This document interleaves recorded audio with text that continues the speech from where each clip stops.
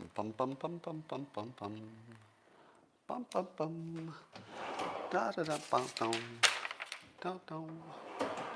Oh wow! Are you lucky? You are lucky today. Come on in here, everybody. Let me tell you how lucky you are. Some days you wake up and you say to yourself, I don't know, I'm not feeling lucky today. And other days you wake up thinking, I think something good is going to happen today. Well, today is your lucky day. You know why? Because you're here. You just started off the day with the best possible way. You could not have beaten the way you started today. Absolutely nailed it. So good for you. And all you need to maximize your experience, some of you probably know, but it doesn't take much. All you need is a cup or mug or glass, a tankard, chalice or stein, a canteen, jug or flask, a vessel of any kind. Fill it with your favorite liquid. I like coffee. And join me now for the unparalleled pleasure, the dopamine hit of the day, the thing that makes everything better, except the coronavirus. It's called the simultaneous sip. It happens now. Go. I was wrong. I was wrong. It made the coronavirus better too. Just when you think there's something coffee can't do, it can do it. So, a lot of you heard the news that there's yet another laptop that's been discovered belonging to allegedly an associate of Hunter Biden. This one's in the Ukraine. So I believe the count is now 4 laptops. 3 of them were left at a repair shop, and 1 of them was left in Ukraine. And when I saw that story, I started thinking, I wonder where else there are laptops.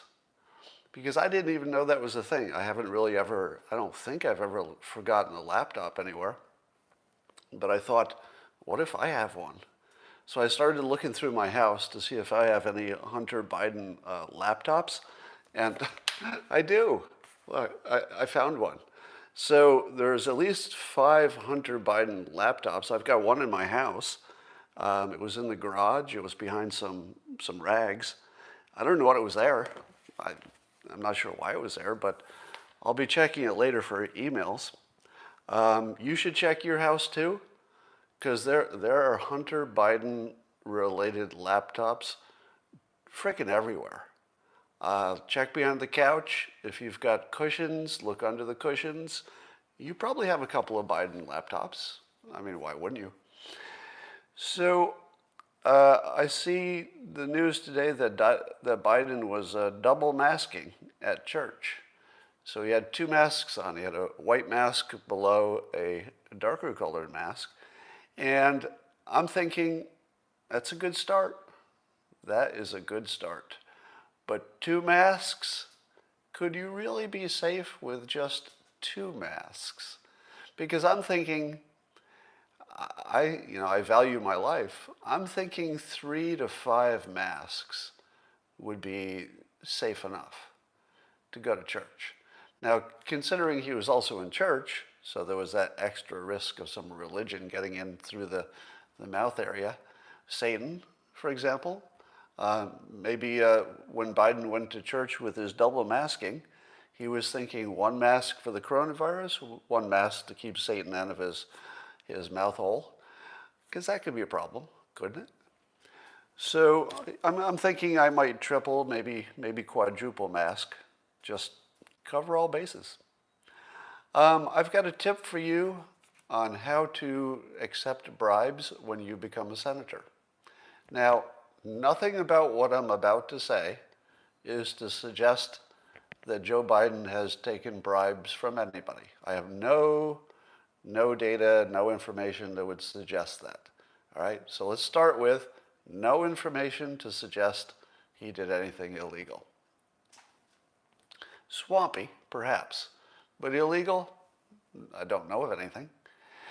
But hypothetically, let's just say that you were just elected to Congress. Let's say you're a senator. Let's say you thought that you would like to accept some bribes, but you don't want to get caught. What would be the way to do that? Would you just say, hey, why don't you give me a check?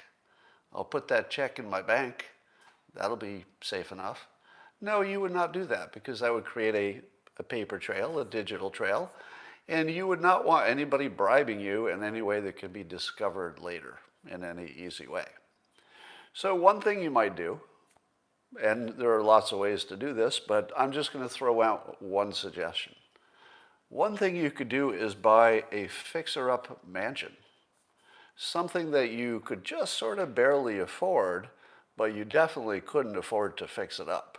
You might be able to afford to buy it, but you don't have enough money to fix up a mansion. So suppose you had subcontractors coming in there and they're working on your mansion, they're fixing it up. Is there any paper trail about who paid them in cash? Let's say they were paid in cash. Have you ever heard of a subcontractor who was willing to accept cash as opposed to checks? Yes, you have. It's called every subcontractor. I'm sure there's some subcontractor in the world somewhere who will take a check. But if you offer them cash, if you make it an option, most subcontractors would say a cash, check, it's all the same. Sure, I'll take the cash. I don't mind that. And they may or may not declare those earnings on their taxes because if it's cash, it's hard to track. So imagine, if you will, some rich person who wants to bribe you is not bribing you directly, but maybe they're giving you the cash that you give to your contractors. And how would that be discoverable? How in the world would anybody know anything was wrong? The contractors would be getting cash, but they would be getting it from the homeowner. The homeowner would just give them cash. If that cash came from someplace illicit, subcontractor doesn't care. All they know is they got paid. And it's not the homeowner's fault if the subcontractor doesn't pay their taxes. It's not your responsibility to make your subcontractor pay the taxes. Somebody says a 1099. Well, there's no 1099 if you pay cash. And if your subcontractor just wants to stay under the radar. Now, that would not be legal, and I'm not suggesting that anybody in this story actually did that. I'm just saying that if you wanted the perfect setup to accept bribes without it ever being evaluated or without it ever being discovered, it would be a really good strategy to buy a fixer-upper mansion. Just saying. Here's an opinion about, I'm going to make you smarter today. So I'm going to give you somebody says a 10K IRS form. No, there is no tax form. There's no tax form that is going to show whether a subcontractor got paid cash. That's not a thing. I'm looking at your comments. You think that they could find that out, but they could not. They could not. At least not without a lot of work. So here's a little piece of knowledge to make you smarter than all the people you know when they talk about coronavirus. You know about herd immunity. You know that the experts say that you probably need something like 60-70% of people to be infected before you can have a good herd immunity. But I heard a modification to that that's really important, which is it depends on the season. So, for example, there's evidence from Adam Kucharski on Twitter. You can see me retweeting him in my Twitter feed. And he's a mathematician and epidemiologist. And he's written a book, The Rules of Contagion. So it's somebody who knows how to do math, knows epidemics, and he informs us this, that if you looked at the regular influenza, the ordinary seasonal flu, he did some serology data study, and he found that 40 to 50% of younger people get infected each year. So they might not have symptoms, they might not know they were infected, but up to half of younger people get infected with influenza each year. One assumes that's from school. And 15 to 20% of older groups. Now, the influenza seems to come and then go each year, It doesn't completely disappear, as I understand it, but it becomes a non-issue in subsequent years. And I looked at that and I said, that doesn't make sense. Because if only 10 to 20% of older people, and most citizens are older than kids, if only 15 to 20% of them is enough for herd immunity, that doesn't make sense. Because shouldn't it be closer to 60% or something like that? And as Adam informed me, and I hadn't really made this connection before, it depends on the season. If it's the winter and you're indoors and you're really spreading it around a lot, then your herd immunity has to be pretty high because your risk of infection is also so high. So you need a little extra herd immunity if people are going to be indoors. But if it's the summer and they're outdoors and they're not in this super spreaders kind of situation, then a lower herd immunity, and it could be a lot lower, would be enough to burn it out. So you got two factors that both have to be considered. How much does the herd immunity need to be? And then what season is it? Because the herd immunity can be a different amount depending on the season. Got that? That's kind of an important concept to hold in your mind. It'll help you explain what happens as the winter approaches. And then coming into the conversation was Andres Backhouse. I always mention him because he's got a background in economics, so he's better at comparing things than most of us. So he's better at picking apart these claims and telling you what to believe. And here are a couple of quick facts that Andres points out. The one thing is that you can't look at charts that show mask mandates coming into effect and then show that the virus still was raging. And so people say, look, here's my chart. And you can see that the virus was going up, and here's the day that the masks went into effect, and the virus kept going up. So therefore, masks don't work. That's what people say on the internet. And you'll see even smart people saying that. But here's the thing. There's no control group. So how much would the infections have gone up without masks? Because masks tend to go into a situation where you've got a known problem. So the first part is, was there such a problem that was out of control? That's why you put masks on in the first place. So the correlation might be backwards. People are saying, wait, the mask didn't work because the infections went up. Whereas maybe what's happening is infections are going up, so that's why people are wearing masks. So you might have the correlation and causation backwards. So we don't have anything to compare it to, and we don't know if we've got the causation right. So you could easily overinterpret the fact that somebody introduced masks in a location and the coronavirus continued to increase. It doesn't mean that alone, by itself, doesn't tell you anything. And we even saw, I think, Rand Paul making that kind of a claim that where masks were introduced, you didn't see much of a difference. But countering that, we have Dr. Fauci. Now, don't you think that Dr. Fauci, probably more than anybody in the planet Earth, or at least in the top 1%, is somebody who's looked into it? You and I probably have not looked at every mask study.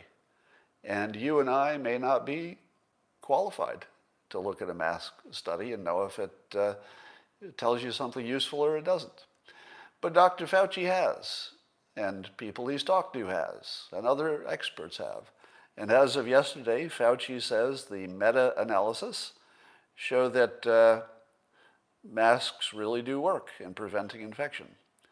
And so Fauci says if you look at all of the information, masks work.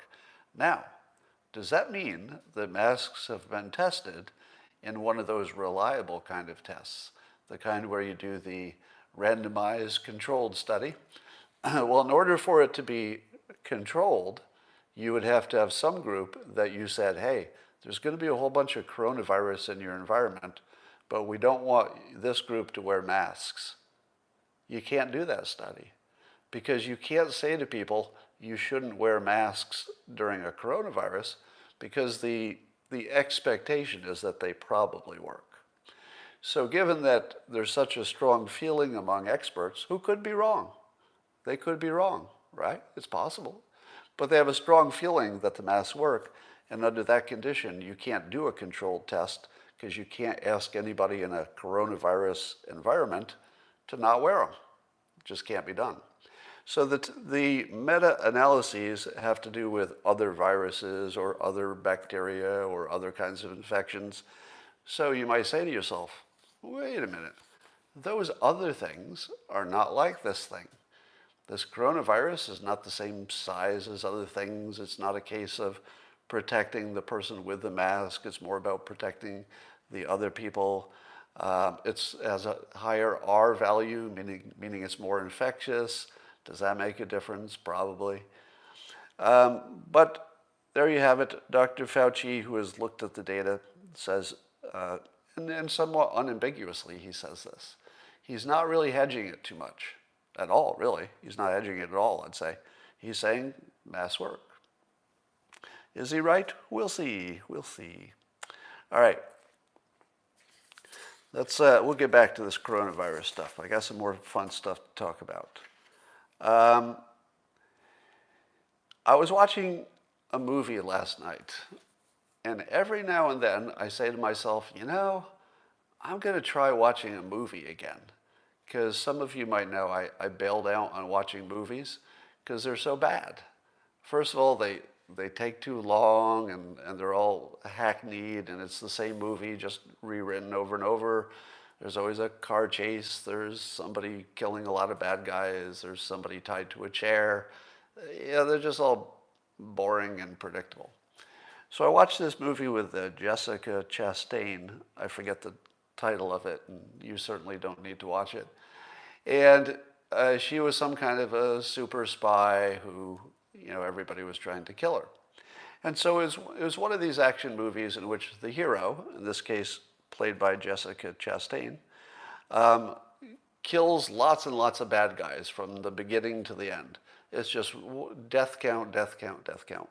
And I'm watching it and I'm thinking to myself, okay, I get that there are far more female heroes in action movies, and maybe the market wants that. I don't know. I'm no expert.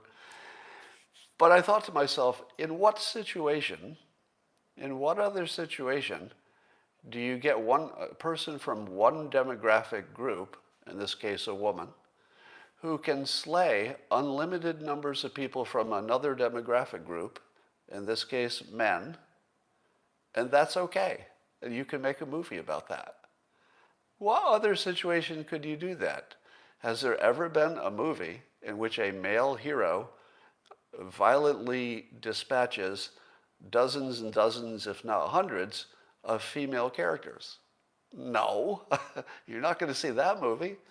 How about a movie where there's a white star, an action star, who is only killing people of a different ethnicity?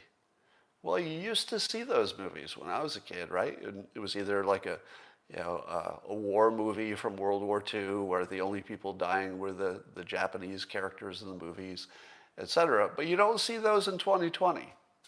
You don't really see a person from one group exclusively killing people from another group, because that's no longer politically correct. It would just send some kind of a message. Even the Rambo movies are now quite aged. I don't think you'd see a Rambo movie where only one kind of person gets killed by another kind of person.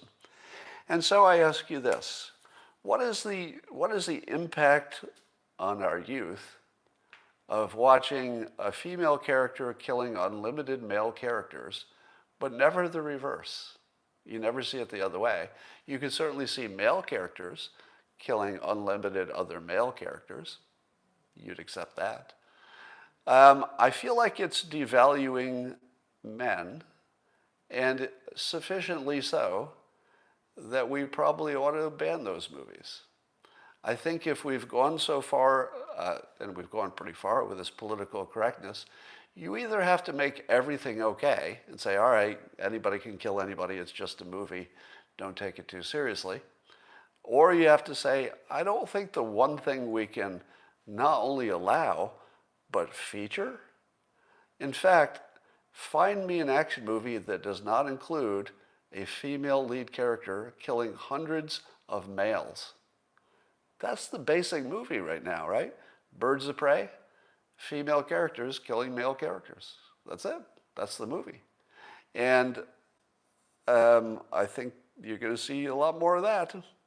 I find that unacceptable, and so I will boycott any movie that has a female character who is killing exclusively or almost exclusively male characters as entertainment, because I'm not sure that's entertainment. All right. Somebody is countering with The Handmaid's Tale.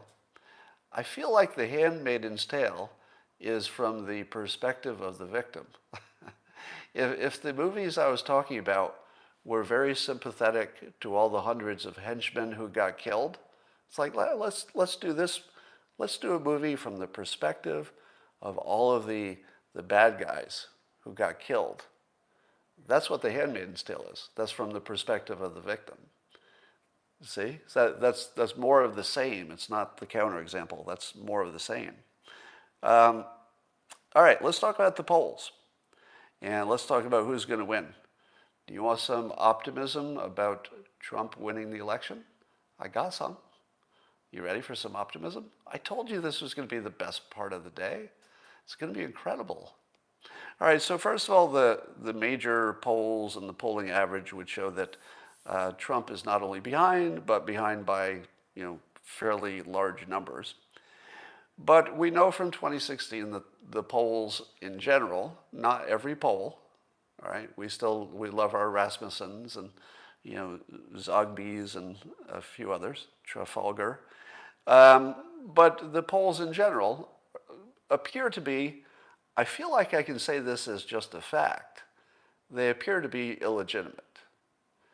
Can I say that as just a fact that is so well established that I don't need to defend it with any reasons anymore? Have we reached that point where everybody's like, yeah, those are fake? I think we have. And I think we would also expect that the fake polls would close in the final week so that they don't lose all of their credibility. Oh, something happened the final week and the polls closed. How about that? But I would think that Joe Biden's success with fundraising recently, because he's raising massive amounts of money, has a lot to do with the polls. Because people like to give money to winning causes. They don't like to give money to something that looks like it's going to lose. So as Biden's poll numbers look better, he's raking in big numbers. Not a big surprise. But besides the polls, are we seeing anything that would suggest that maybe Trump has a better chance than the polls are indicating? And yes, we are. And it turns out that just about everything that isn't those illegitimate polls looks pro-Trump. Almost everything. Let me give you an example. So first of all, there's a pollster, Patrick Basham, who, no relation, who has indicated that there are something like 4 or 5% shy Trump supporters. So according to this one researcher / pollster, they are absolutely there. And it's not just because some rural people are hard to poll, but that there is an absolute, no doubt about it, shy Trump supporter, and it's going to come out on Election Day similar to 2016. Now, apparently there's also the internal polls don't show what the external polls show. And the reason that I think Obama is going to Pennsylvania to help out Biden. You don't send Obama to Pennsylvania if the polls that say Pennsylvania is going to go to Biden are accurate. That is an indication by the Biden people that they don't believe the polls either. So they're sending Obama there to nail down a state that in theory and on paper, Biden's already got in the bag. So that should tell you something. Also, the Trafalgar Group, I think this is recent enough, has Trump ahead in the battleground states. So it doesn't really matter what the national polls say. The battleground states are enough. And so in at least 5 battleground states, Trump is ahead according to the Trafalgar Group, who has done better in the past than other pollsters. So you look at the ones who were the closest in 2016 and say, how are they? And once again, the ones that had the best results in 2016 are looking really good for Trump. Surprise. We're also seeing polls that Trump is earning a higher percentage of black and Hispanic voters than he did in 2016. How would you like to be the Biden campaign and realize that Trump is doing way better with black and Hispanic voters? Pretty scary. Now, apparently Biden is doing better with seniors, but I don't know if I believe that, because that may be also coming from the same illegitimate polls. But I suppose I could believe it, but I don't know if I do. It's possible just because Biden's a Democrat and Biden is promising things and scaring people with a bunch of lies about what Trump's going to do. So maybe. But I would think getting back the black or gaining in the black and Hispanic voters is going to make a big deal. And also if you just look at the enthusiasm, I think the enthusiasm gap is just so obvious. If you look at any Biden rally, it's 3 cars and 2 reporters standing in circles. And you look at any Trump event and it's gigantic. Apparently the polls show that Trump likely voters are twice as enthusiastic as other voters. So 2 times more enthusiastic, the Trump voters. That's not even close. Twice as enthusiastic, and it's pretty obvious. I mean, it matches your observation. Also, I think Trump was shown in one poll, maybe it's already changed, but 56% were better off, they thought. 56%? If that was the only thing you knew, that would pretty much determine what's going to happen. And apparently Trump's approval rating is high enough, even with coronavirus and everything else. His approval rating is high enough that it actually predicts re-election. So we don't know, but we shall see. Here's and we'll talk about Trump and coronavirus in a minute, but here's something I'm feeling, but I can't measure it. So tell me if you're feeling this too. The thing we're worried about is that the election results will not look credible to one side or the other, maybe both. And that could cause some kind of civil unrest leading to a breakdown of civilization or something. I'm feeling the opposite, and I'm feeling it strongly. Now, anecdotally, we're seeing lots of individual threats against, we're going to hunt you down, you Trump supporters. We're seeing individual acts of violence on the street. And a lot of Trump supporters are thinking, if Trump loses, or even if he wins, and it's a contested election, are we going to be hunted down? Because it's feeling like that. And I'm going to tell you, it's starting to feel the opposite. And here's why. The very act of having an election, and the act of voting, and the act of getting dirty in analyzing the election, and really looking at the data and trying to understand what the candidates are proposing, looking at their policies, watching the debates, all of this stuff that is really super concentrated in the last month has an effect on us. And it has an effect of reintroducing us to democracy. Let's call it the republic, to be technical. But the principles of democratic government they've gone from something we know exists but are not front of mind. It's now gone completely to front of mind. And in the world of persuasion, if you can get somebody to do a small thing, it's easier to get them to do a slightly bigger thing. It's how cults work. They get you to do small stuff, and then they gradually get you to do more stuff. But getting people to actually physically vote, physically fill out a ballot, physically deliver it, physically drive to the voting area is very self-persuasive, meaning that we are brainwashing ourselves back into the love of democracy, the love of the republic. And nobody's in charge of this, right? There's nobody whose message is love your democracy. There's nobody who's, I mean, I guess the politicians say that sometimes, but you wouldn't identify with anybody. We are instead rehypnotizing ourselves to love the country and love the system, even while we're complaining, right? Because you can complain like crazy and still love the thing you're complaining about, such as, your own family. You can complain about your family, but still love them. And I feel like there's a thing happening. And you're going to feel it more and more right up to Election Day. And that thing is people buying into the system. If we do have a record turnout for the election, that also means we had a record number of people who bought into the system.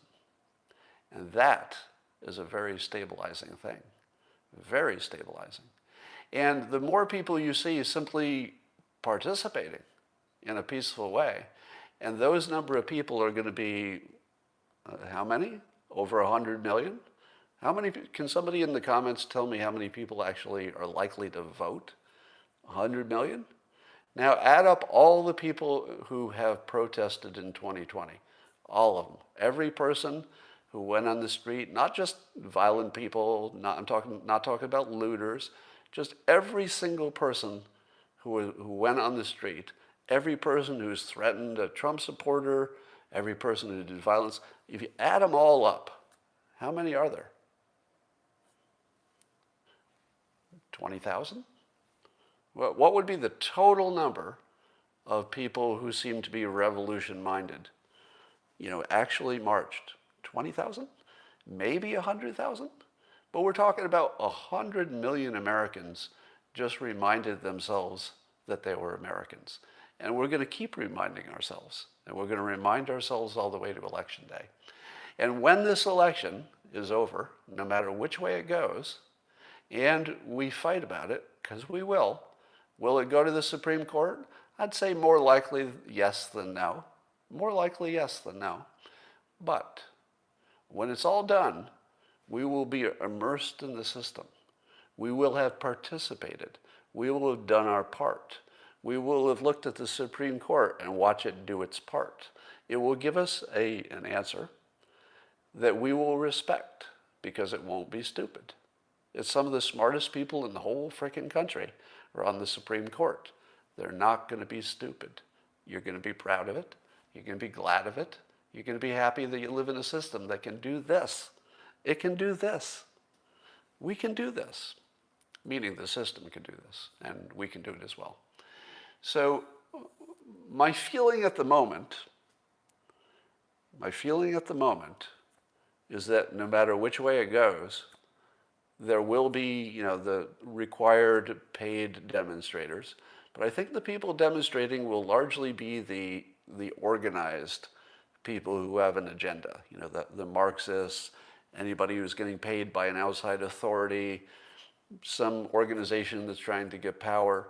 But what I don't see happening is the bulk of the country, or enough of them, rejecting our system or rejecting the results. We'll complain about it forever, no matter which way it goes. We're going to complain forever. But we probably, and I'm going to say 99.9% chance, we will still be the United States in a year. We will still be the strongest country that the world has ever known. And we're not going to be beaten by the fake news. Because it's the fake news that winds us up. It's the AI that drives the fake news and drives the social engagement. Those things are not working on our side. But the AI wants to keep us alive. The AI doesn't want the country to be destroyed, because that gives you less AI. So the AI wants the country to live. The public wants the country to live. The few people who don't are going to have to deal with a country that is more armed than it has ever been before. If you think this country can be overthrown, I will give you what I call the ISIS analogy. ISIS looked unstoppable until their ambition got bigger. As soon as they tried to hold property and hold land and territory, they became an easy target. You knew exactly where they were. Oh, look, they are. This is their territory. There's their standing army. Let's blow them up.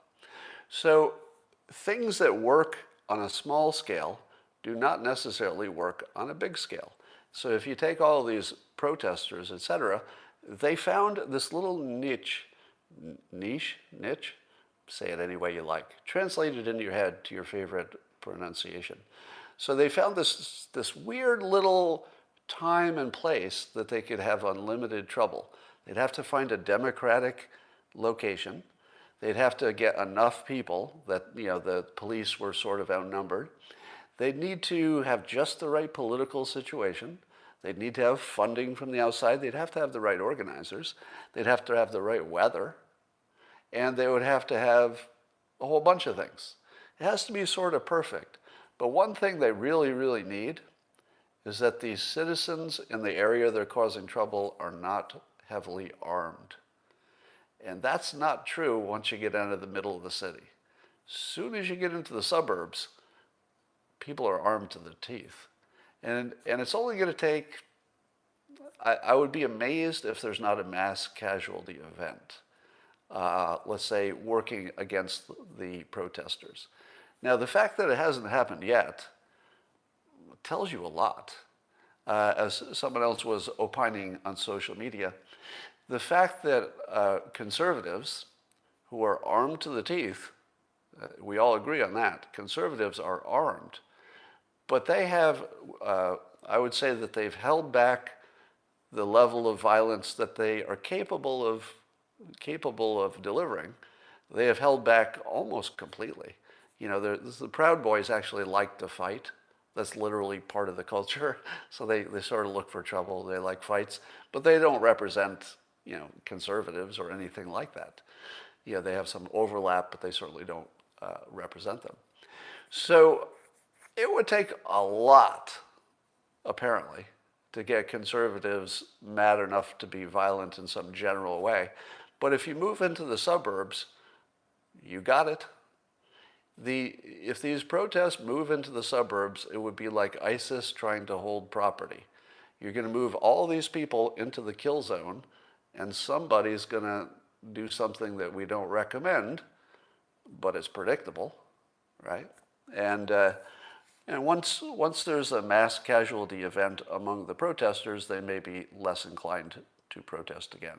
But it would take probably takes getting into the suburbs before that happens. But I don't see any chance that the unrest can grow to destroy the country. I think that risk is basically zero. So there's that. Let's talk about Trump's performance on the coronavirus. Oh, by the way, I'm scheduled to be on MSNBC today. So later today, which would be sometime in the Eastern time zone, it would be between 6 and 7. I don't know when between then. So if you're in California, between 3 and 4. If you're in East Coast, 6 to 7 on MSNBC. So that's happening. But let's talk about whether we know Trump is doing a good job or a bad job on coronavirus. And here are some things to make you smarter. So if you remember everything I tell you, it's a Ari Melber's show on MSNBC. Somebody's asking. Here are the things you should ask yourself if somebody tells you Trump has botched the coronavirus. So Trump closed China travel, and I think most people say he did it soon enough, but he didn't close it completely because a lot of Americans who needed to get back home were there.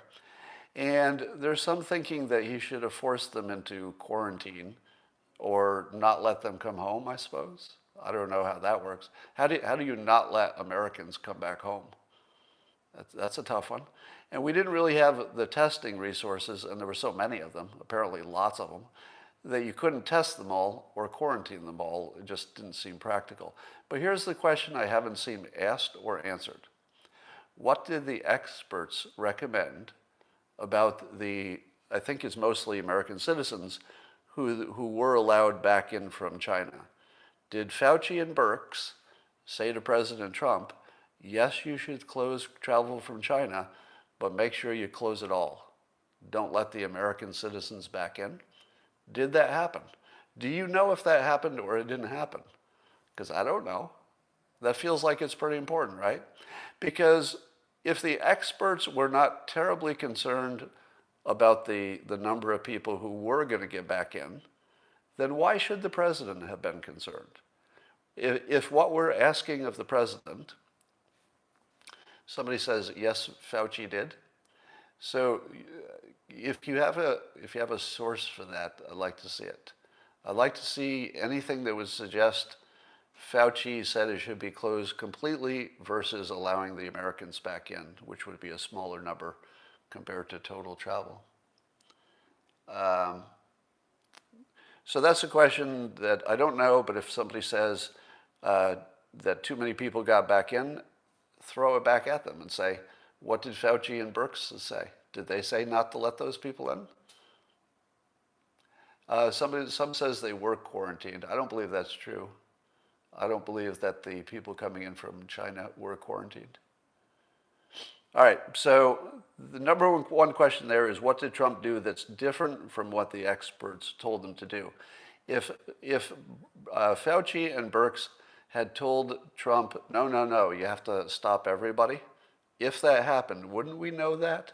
Because that would be the number one headline, wouldn't it? Trump doesn't do what experts say, right? If he violated what they recommended, we would know that, wouldn't we? And I don't know that. All right, here's the other thing. If you think that Trump's treatment of masks caused fewer people to use them, and therefore more deaths, here's the question you would have to ask if you were good at comparing things. Would Obama have been better at getting conservatives to wear masks? What do you think? Is there any evidence to suggest that a President Obama or a President Clinton, or I'll even extend it, how about a President Mitt Romney? What tells you that any of them, Obama, Clinton, or Romney, which of them would have done a better job at getting conservatives to wear masks and young people to wear masks? I think that's where the problems are. I have no reason to think any of them would have been more successful. It hasn't been tested, and certainly there's no common sense that would suggest that they would be better at it. And I'm not even sure that Trump's example is really what's driving people. It might be. I mean, you have to worry about that. But I can't imagine that a Democrat would get Republicans to wear masks, or that the young people would say, oh, it's a Democrat asking. I wasn't going to wear a mask to my college party, my illegal college party, but now that I know that a Democrat has asked me, I'm going to wear that mask. Said nobody. Said no college student ever.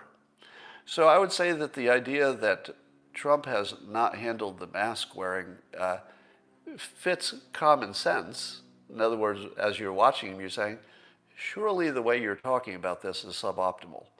But that's not the end of the analysis. You still have to compare him to any other president who would have been in that situation, and you'd have to know that that other president would have achieved greater mask wearing. Do you know that? Because I don't see that. It is not obvious to me that some other president would have somehow achieved this magical mask wearing thing. I think our desire to not wear masks has more to do with Americans than it does with our president. How about this? If you took a leader from another country that you thought did a good job with the coronavirus, let's say South Korea or New Zealand, and you just plop that leader into the United States with all of our problems. We've got more international travel than a lot of places coming in from different directions. We might have a less compliant populace who is more freedom-loving than compliant. We've got states' rights that add a wrinkle. How would that other leader do in the same situation? Well, there's no way to know. And therefore, you don't really have any knowledge of whether Trump did better or worse than some other leader would have done with the same scenario. How about this? How do you compare countries that have different preferences for freedom over safety? If the United States, by, let's say, historical and cultural reasons, we value freedom over safety, more so than some other places, which I believe if you did a poll, I don't know if anybody has done that, but if you did a poll, I think you would find that some countries value health and safety over freedom, or at least their leaders do. Because if the leaders value it, maybe they can force it to happen. But if the United States favors more freedom at the expense of safety, how would you compare our death rate to a country that had a different set of priorities? How is that a fair comparison?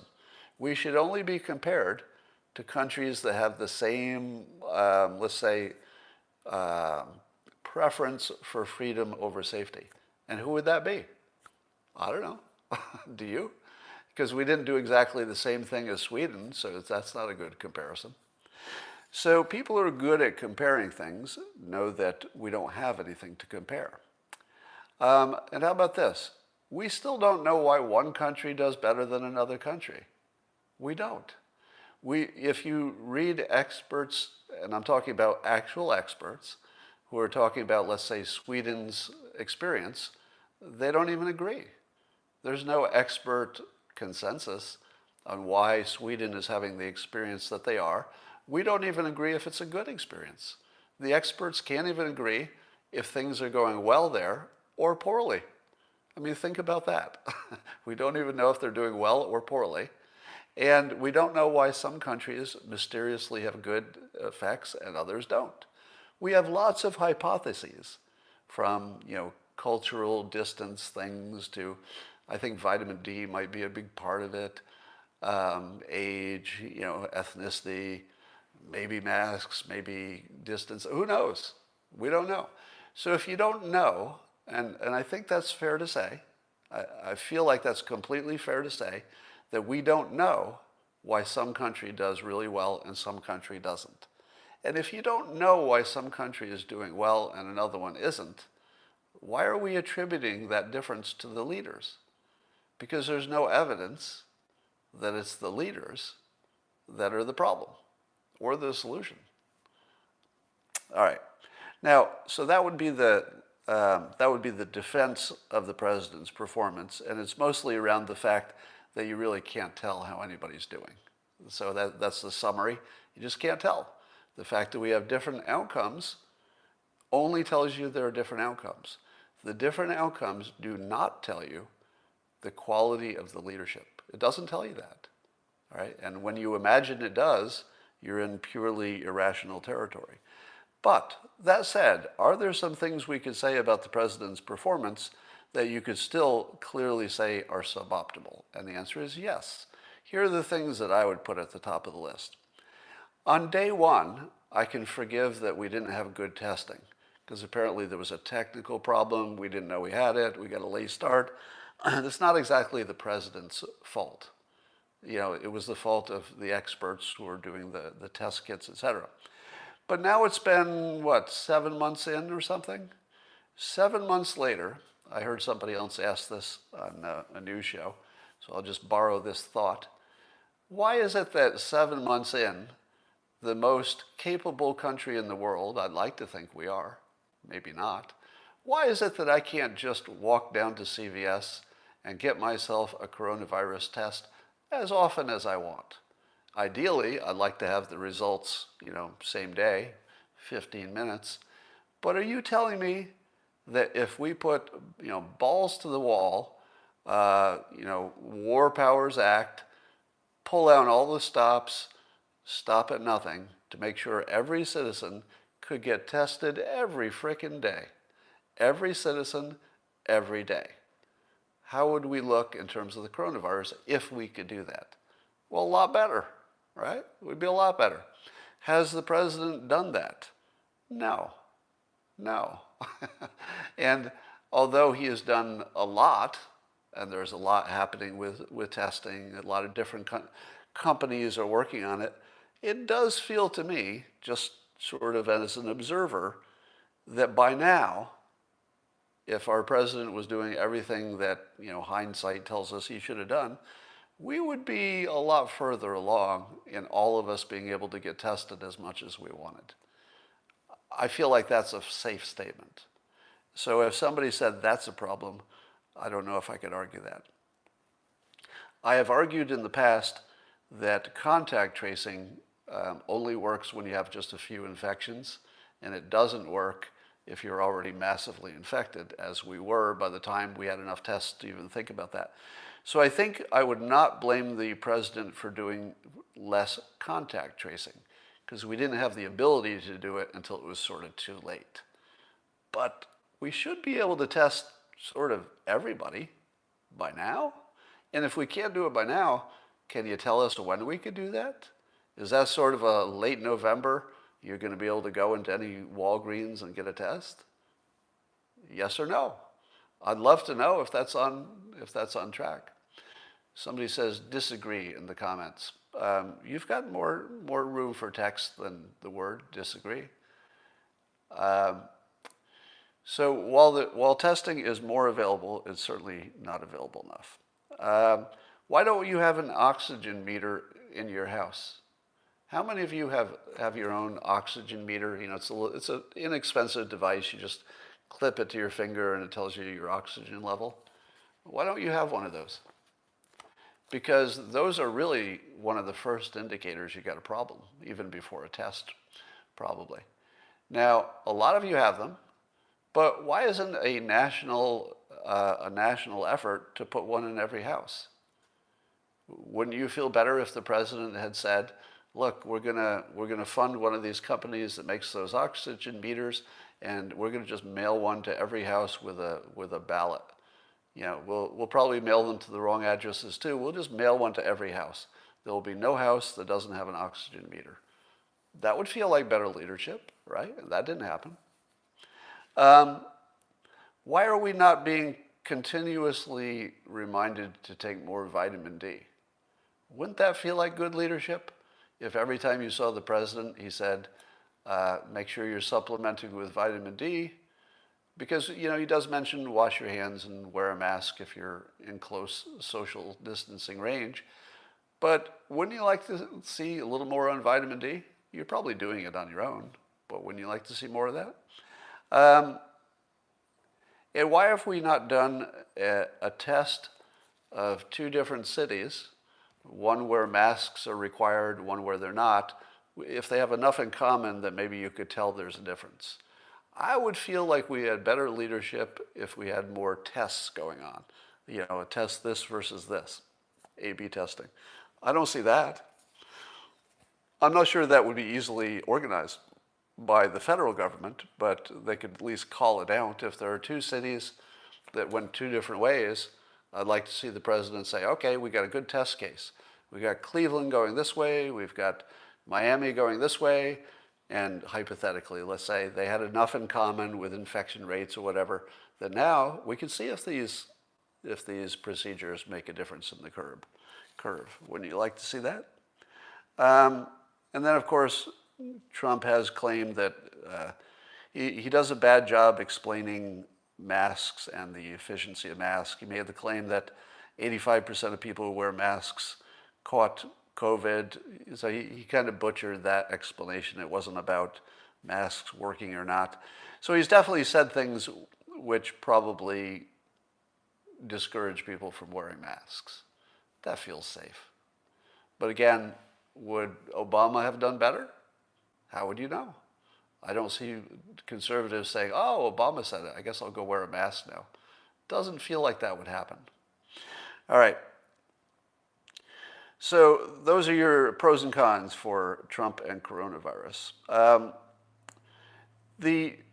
I sent a tweet this morning. I said that listening to the experts is the dumbest, smart-sounding idea of all time. There's some things that sound smart, but they're really the dumbest thing ever. I'll give you another example.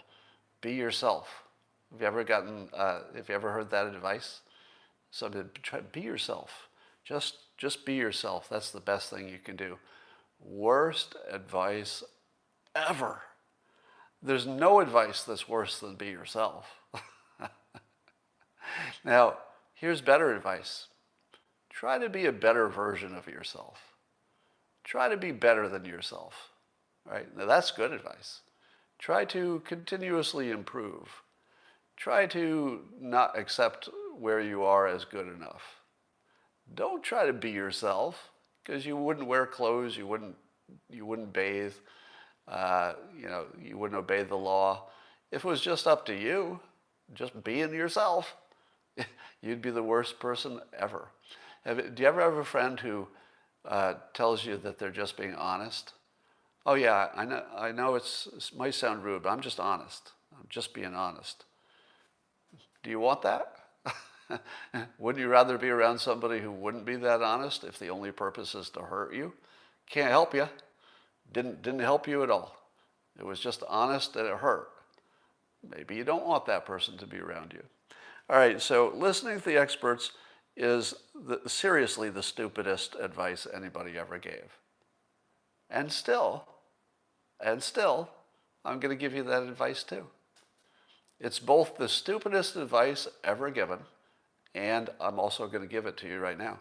Yeah, you have to listen to the experts. You have to. You'd be an idiot not to. But believing them, that's another story. Because you have to, you want to reach the level of maturity where you can say this to yourself.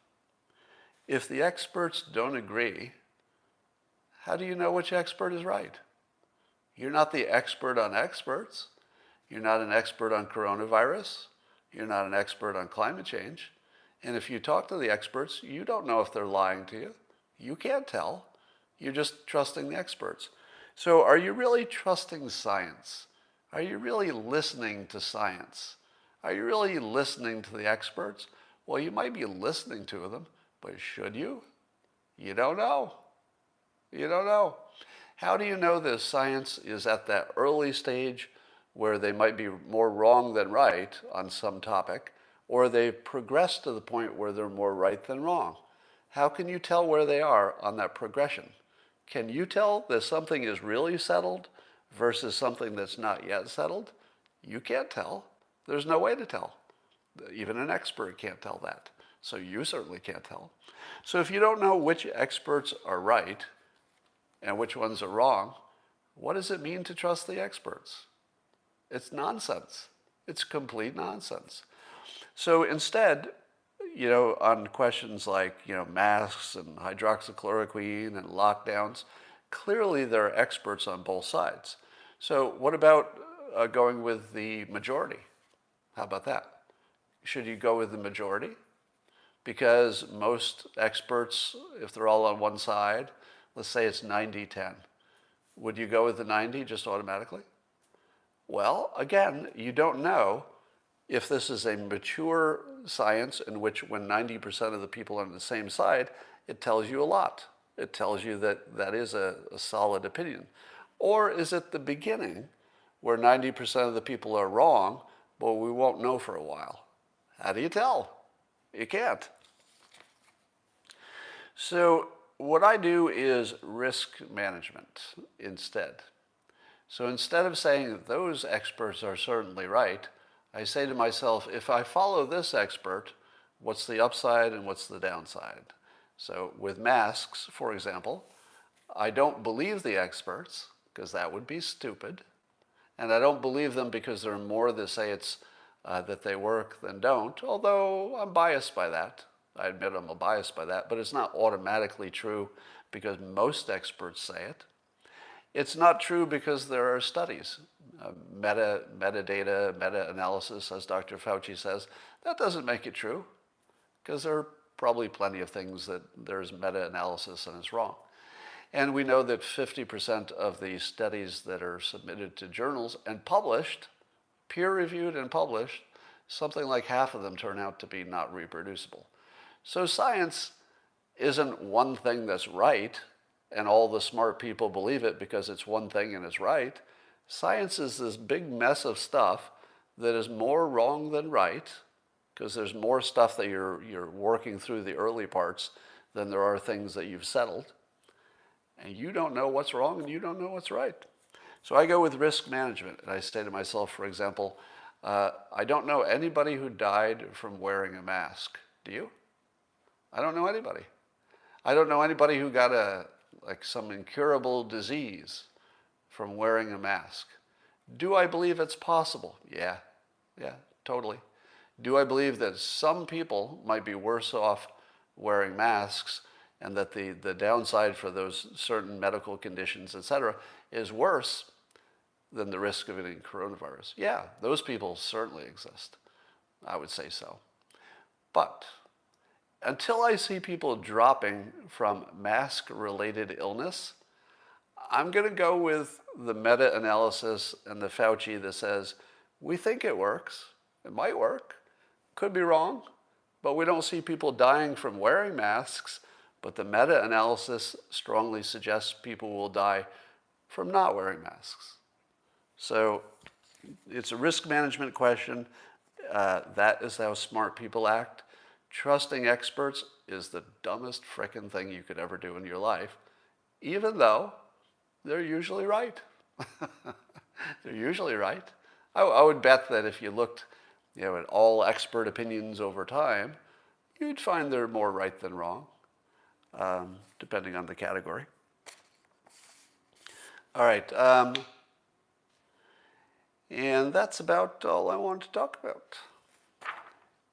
How about that? Scott doesn't have to wear a mask for 4 hours like teachers. Well, I would grant you that wearing a mask for a long time is way riskier than wearing it for a short time. So that's true. And there again, I would go to, if we see a massive health issue from wearing masks, and we would see it first in the people who have to wear masks for longer periods, I would say we should take that seriously. But until we do, there's been enough people wearing masks. I mean, look at Asia. In Asia, it's fairly common for people to wear masks, all day long. Do we have data from Asia that says, oh, all those mask wearers were worse off? Don't think so. Now, there's another thing happening. I don't have confirmation of this, but it looks like the regular influenza rates are low this year. I need a fact check on that because I didn't see a source I trusted. But I'm very curious what regular influenza will look like this year. If masks work, you would expect it would be lower than ever. If there's some kind of cross immunity thing, maybe it'll be less than ever because of that. But here's something that I would at least put out there as a possibility. I've told you before that the regular influenza death rate is fake, and that you've never met anybody who died from regular flu. Have you? Now, there's always going to be somebody who says yes, but we all know somebody who died of coronavirus. Maybe not directly, but you know somebody who knows somebody who died of coronavirus. You see them in the news, etc. That seems real. There are real people dying of coronavirus, and a lot of them.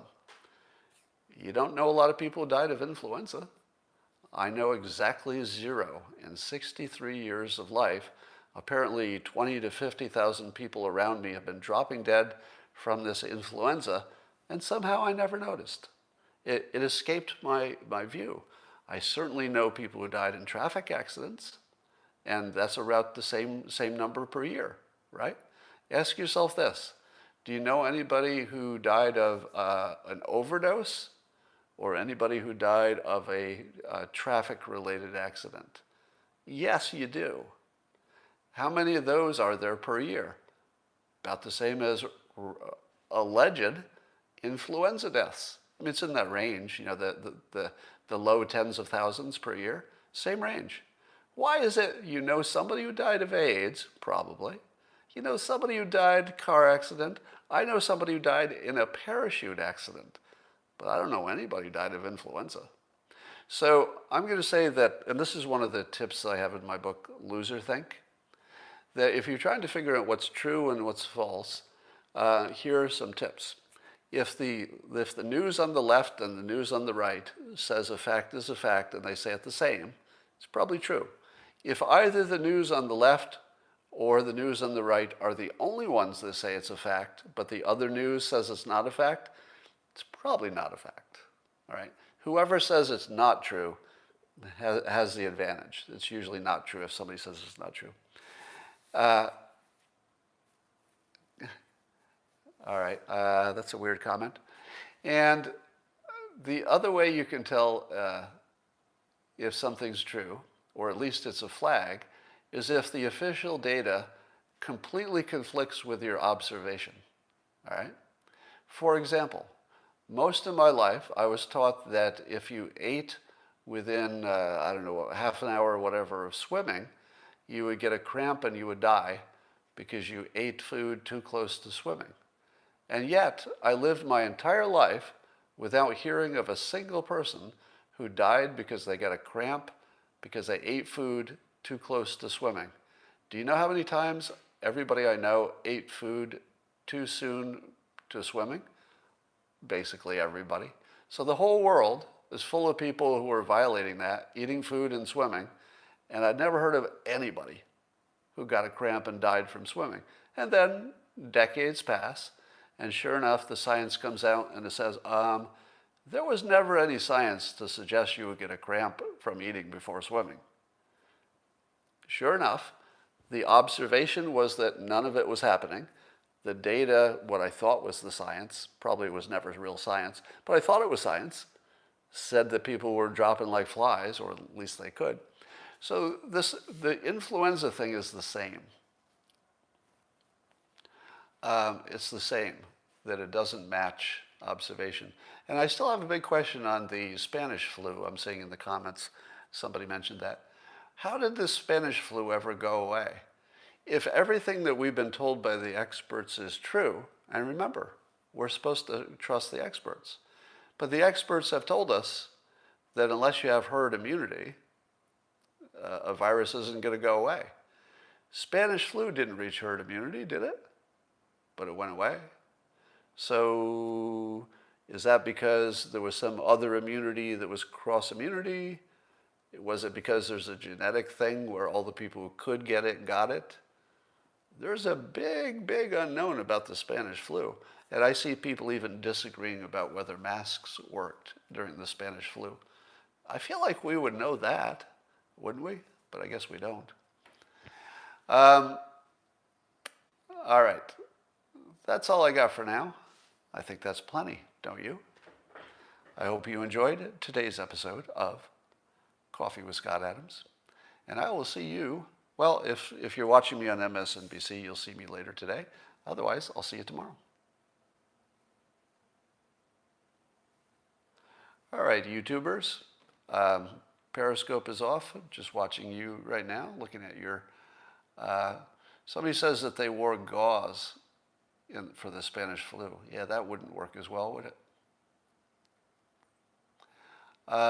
Influenza is generally not listed on death certificates. That is correct. Influenza is actually not counted. It's estimated based on excess mortality. But I got a feeling there's some other reason that people are dying. So, why are you doing this Periscope YouTube difference? I don't know the question, but let me give you a general answer. In order to do a live stream on both Periscope and YouTube, I had to use two different iPads. They're just nailed up to the two different services. And I just put them in front of me together so that I'm on both. But every other technology, such as this device you see behind me, that's $13,000 worth of equipment, high-end equipment, to be able to live stream to different destinations, doesn't work. Now, technically it works, but you would need to be a full-time engineer to debug it every time it goes down. Unfortunately, if you have a Windows platform, and I don't know why anybody would use Windows, frankly. Do you use Windows for anything? Because every time you turn it on, it just starts begging you for updates and downloads, and you just can never use it. When I open up my Macintosh, I just start working. Da, da, da, da, da, da, da. If I open up a Windows machine, I can spend the next hour just debugging all the things that degraded since the last time I opened my computer. You know, all the software is out of date, and it's just a mess. So anyway, so all the systems that try to stream to multiple outlets, they use Windows machines, which are not dependable devices. And so you can't really use them for production. And that's all I got for now, and I will see you later.